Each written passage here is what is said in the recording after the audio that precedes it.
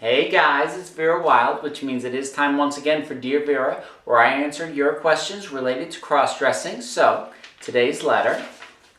Dear Vera, I cross-dress knickers, yes I am English, tights, hold-ups, under regular clothes sometimes, and skirts, shoes and maybe a little makeup occasionally. This urge has recently re-entered my life after a number of years. However, my confusion is that I personally have no desire to appear female. I like my stubble too much. So where does that fit in the whole scheme? I don't know how to explain it or categorize it, so I'm afraid to come out to my wife.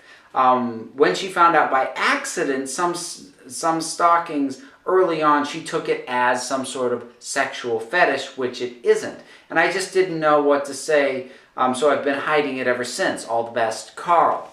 Well, there's a couple of things here, Carl, and I'll try and address all of them. The first is the fact that you have no desire to go clean-shaven does not affect, the fact that you're a cross-dresser in any way. I mean, I go through a whole thing with full makeup and wig and breast forms, and I'm clean-shaven and all this, but not all dressers go to such lengths. Some are perfectly content just for some of the things you mentioned, a few undergarments under their normal clothes. Some will just put on a nightie when they go to bed, and some do this full thing. So just because you don't go through an entire transformation to actually try and appear as feminine as humanly possible does not make you any less of a cross-dresser.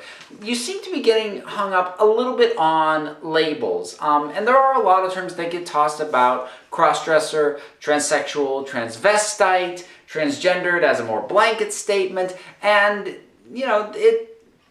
I don't toss around too many terms aside from cross-dresser because I feel it covers pretty much all the bases. And getting hung up on specific terms, well, where do I fit in this? It's kind of superfluous, at least in my mind. You are what you are.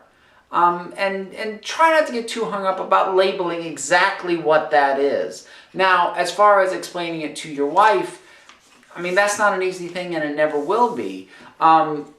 And really the only thing that I can think to say is just to be as upfront and honest as possible. Not knowing your wife, I don't know what sort of ways to approach her would be best and would help facilitate her understanding.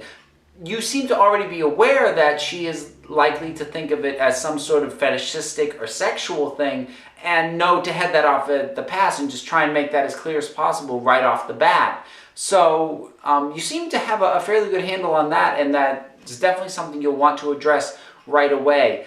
I do recommend addressing it rather than continuing to do it on your own secretly, just because keeping that sort of secret, especially for a very long time, I do think is detrimental in the long run to a relationship, because it's a betrayal of trust. And it's not, and eventually it becomes bigger than just the fact that you're dressing. It's the fact that you are hiding that big a part of you from the person you've committed to spending your life with.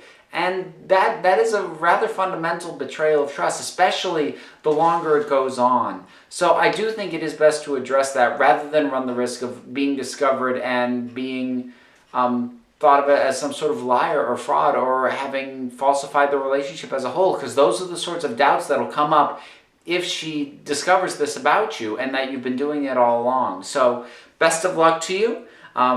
I would love to hear follow-up on this to see how things have worked out with you. And if you have any other questions, please feel free to ask. So until next time, guys, keep the questions coming.